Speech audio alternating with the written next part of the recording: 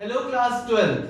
Welcome to the online tutorial sessions for economics. I am Avnash Lambert, your economics guru, and today we are going to continue our fifth chapter, which is aggregate demand and related concept. And students, we have started also the third unit, which is determination of income and employment. Now in today's video we are going to study about the propensity to save. In the previous video we had studied propensity to consume. Today we are going to cover propensity to save. Now it's just in opposite topics. Under that you are going to study about consumption. Here you are going to about savings. Now it indicates that, or it indicates the tendency of households to save at a given level of income. Means at the given level of income, how much the households, how much you and me are going to save from that income. At the level of a whole country, suppose the total income, the national income of our country is 500 crores. Then in that 500 crores, how much amount of money we are going to save. So this is the propensity to save, how much we are going to save. But here we are talking about the households, only you and me, the normal people. Now, this is also known as saving function. Now, we have to study the topic which is average propensity to save, or in short we can write it as APS. Now, APS is the ratio of total saving to total income. It's the formula. It is written as APS is equal to savings upon income. You can write it as savings upon income. This is your APS. Fine. So if in the paper it's asked what is APS, then it is the ratio of total saving to total income. APS is equal to saving upon income. Now the next topic is marginal propensity to save. Means in short MPS. It is the ratio. Again it's also a formula. It's the ratio of change in saving. Here it was total saving, but here it's the change in saving to change in income. Suppose your savings, your income increased, then the amount of saving will also increase, na? Or if your income is decreased, then the amount of saving will also decrease. So the change in saving upon change in income, that will be the formula of MPS. Delta S upon delta Y, that is change in saving upon change in income. That is the marginal propensity to save. Now, the value of MPS always comes between 0 to 1. The value of MPS is always between 0 to 1. It could be 0.1, 0.2, 0.3 or up to 1. It could be up to 1. From 0 to 1. Now, this MPS is the slope of saving curve. If you remember, it was written as, I have derived the value which was 1 minus b. If you remember, it was 1 minus b. For MPC, you just write b, but for MPS, you write 1 minus b.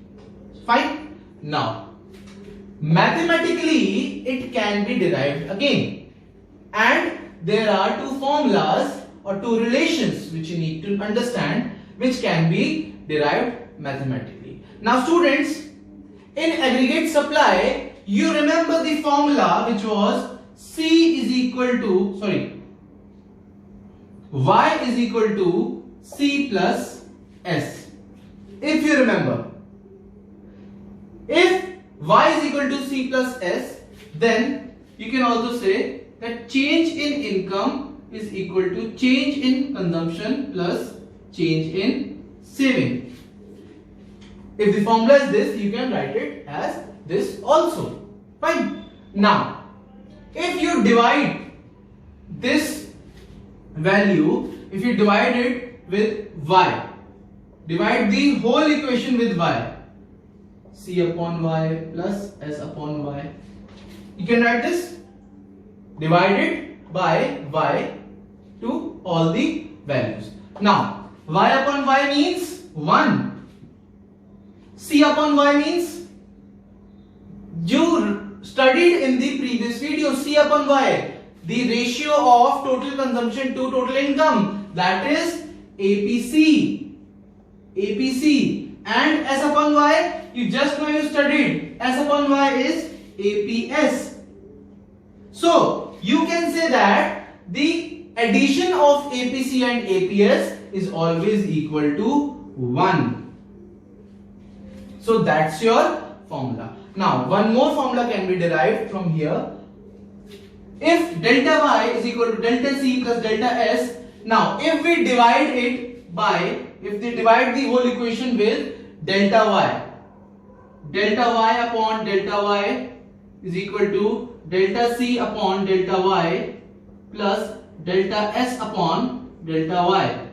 If I am dividing the whole equation with delta Y, then there won't be any changes in the values. It will remain the same. The answer will remain the same. The both equations will remain equal to each other. Now, delta Y upon delta Y, which means 1, is equal to, what is delta C upon delta Y? In the previous video, you just studied that delta C, the change in consumption, the ratio between change in consumption to change in income, that is MPC. So this is MPC plus delta S upon delta Y. Just now you studied that delta S upon delta Y, that means MPS. So you got one more value, which is 1 is equal to MPC plus MPS. Fine. So this is your two formulas which you need to learn it by heart. These are the most important formulas for your whole unit. The numericals might come which will relate the values of MPC and MPS. So students, I want you all to take a screenshot so that you can complete your notes. Fine. Let's move further to the next topic.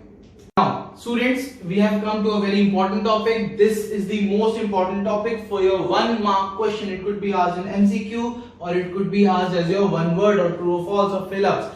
These questions are a must. From this video, there will be more than 2 questions from in your paper. Sure. So keep this in mind. This is a very important topic for your 1 mark question. Now let's start with this.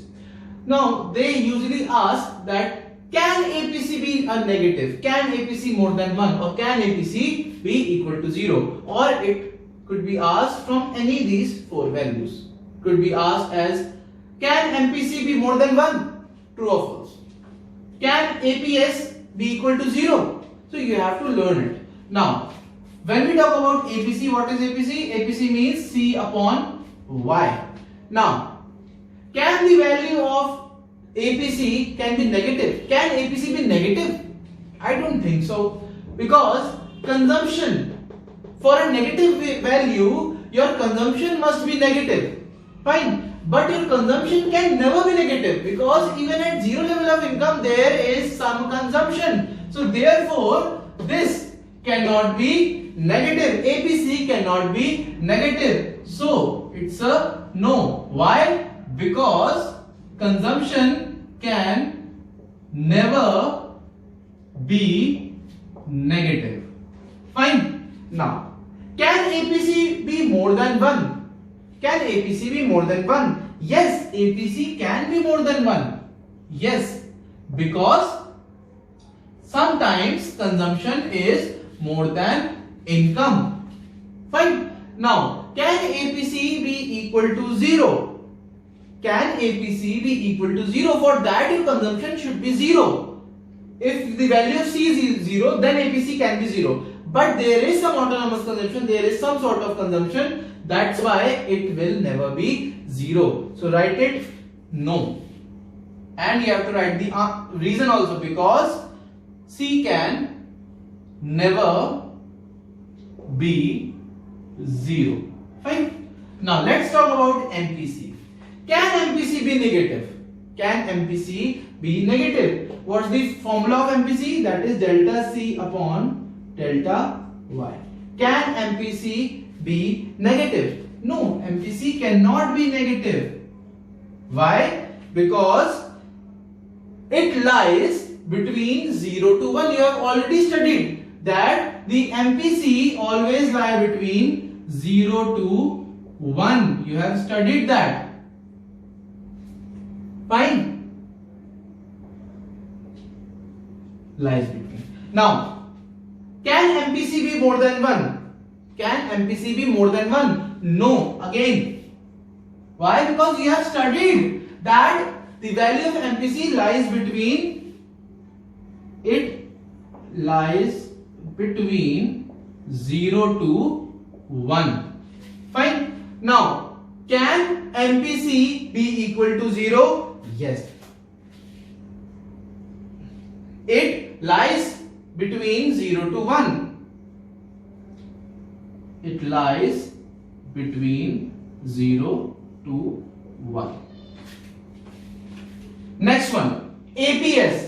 Can the value of APS be negative? First of all, what is APS? APS means saving upon income. Can the value of APS be negative?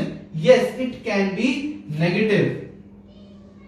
Why? Because at zero level of income, the saving is at negative level. There is some dis-saving. Your saving is being decreased. Therefore, APS can be negative. So, should be the reason that savings is negative.